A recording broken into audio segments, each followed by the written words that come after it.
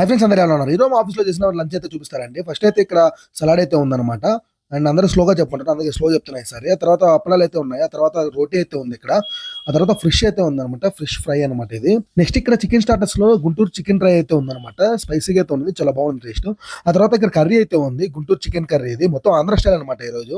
ఆ తర్వాత చికెన్ బిర్యానీ ఉంది. మన హైదరాబాద్ బిర్యానీ అనమాట ఇది. స్పైసీగా అండ్ టేస్ట్ కూడా చాలా సూపర్‌గా అయితే ఉండింది. టేస్ట్ చేశాను. ఆ తర్వాత ఇక్కడ వచ్చేసరికి ఇక్కడ వెజ్ స్టార్టర్స్ అనమాట. బేబీ కార్న్ ఫ్రై అయితే ఉంది. ఆ తర్వాత వచ్చేసరికి వెజ్ స్టార్టర్స్‌లోనే పన్నీర్ డ్రై అయితే ఉందన్నమాట. పన్నీర్ చిల్లీ ఇది.